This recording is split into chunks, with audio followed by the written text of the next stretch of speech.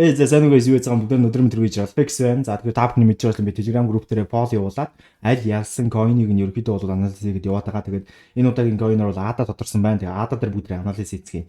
За миний дэлхийг саргаж байгаа. За тэгэхээр ADA дээр бол үндсэн хөдөлгөөн weekly time frame дээр ерөөхдөө өмнө автрендийн хөдөлгөөнтэй байсан гэж үзэж байгаа. За өмнө автрендийн хөдөлгөөнтэй байсан гэж үзэхэд үндсэн хөдөлгөөн нь доош болж өчигөө down trend-ийн хөдөлгөөнд шилжсэн байлтай. Reversal хөдөлгөөний одоо үүслээс болоод энд бол үндсэндээ эсвийн хай үүсээд энд эсвийн лоо үүссэн байдлаа үндсэн хөдөлгөөн даун трендийн чиглэлтэй болсон байдал харагдаж байна. За weekly time frame-ийн бусад энэ жижиг wave-үүд болохоор юу юм гэхээр үндсэндээ бол эдгээр бол fractal бүтэнс гэж явж байгаа. За fractal өмнө байсан fractal high end байгаа. Тэрний дараагийн fractal high end байна. Энэ fractal high дэшээ church хийгээд үндсэн хөдөлгөөн дараагийн fractal high-ийн supply дээр очиад цогцолдонгуудлаа доош буцаад church хийсэн байгаа байдал харагдаж байна. Тэр энэ юу гэсэн үгээр үндсэн хөдөлгөөн weekly time frame-ийн Монголд бол дуусахгүй гэдэг утгыг илэрхийлж байгаа гэсэн үг. Хоёрдугаарт нь шинэ supply үүссэн гэсэн. Тус supply бол үндсэн хөдөлгөөн бас LED-ийн нэрийг шалгацсан байгаа. Энэ supply дээрээс үндсэн хөдөлгөөн доош унах боломжтой. Тэгэхээр энэ supply дээрээс үндсэн хөдөлгөөн хааш унах боломжтой гэхээр энэ demand руу унах боломжтой гэж харж байгаа. Энэ demand-ийн үнэ маань 0.2673 гэдэг үнэ байгаа гэсэн. За daily time frame дээр уг supply дээр ирэх үе daily time frame өөрөө угаасаа интерналаараа down trend-ийн хөдөлгөөнтэй байсан. Internal down trend-ийн хөдөлгөөний recent-ийн хөдөлгөөн ирээд өмнө байсан daily time frame-ийн fractal high supply дээр ойгоод reject candle гаргаад үндсэн хөдөлгөөн доош чиглэлийг заасан байлаа гэж байна.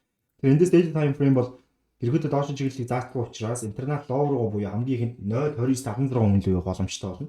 Тэгэнгүүт daily time frame supply дээр ирсэн 4 цагийн хөдөлгөөний харахаар 4 цагийн хөдөлгөөн маань эхлээд энд дээшээ fractal энд бол доош internal чивч хийгээд энд дээшээ fractal чивч хийгээд энд буцаад доош fractal чивч хийсэн буюу ерөөдөө 4 цагийн үед бол down чиглэлийг дэмжиж чинь гэсэн.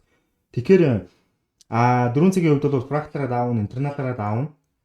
Тэгэхээр одоо хөдөлгөөн маань хаашаа явах уу гэхээр хамгийн ихэнд өөрийнхөө internal low дээр буюу 0.3169 дээр очих боломжтой гэсэн үг. Окей. За тэгэхээр weekly, daily 4 цаг энэ гурвын маань хоорондын холбоо хамаарал дээр үүссэн хамгийн ойрын үнэ бол 0.3169 гэж ойлгож болно гэсэн. За 0.3169 дээр очсон байгаад үндсэндээ бол daily time frame-ийн дараагийн ханш буюу 29.75. За тэгээд дээрэс нь weekly time frame-ийн ханш буюу доошо 26.72 руу явахад асуудалгүй гэсэн. Окей.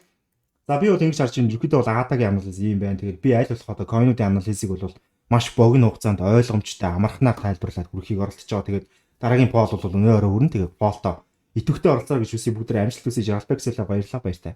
Тэгээд нэг зүйл мартах шахсан байна. Мэдээж энэхүү бичлэгийг Австралийн төв дэлхийн тэргүүлэгч ок Pepperstone Broker-тай хамтран үүсэж байгаа. Хэрвээ та Pepperstone Broker-тай насаа нээж амжаагүй эсвэл брокер сольгож байгаа тохиолдолд миний description дээр байгаа линкээр ороод Pepperstone Broker-тай насаа нэгээд надаас миний trade room онлайн курс хамтарсан lifetime эрхийг маань асах 20% өнгөлт аваар гэж үсэе. Бүгдээр амжилт хүсье. Баярлалаа баяртай Alpex-ла. Дахиад баяртай.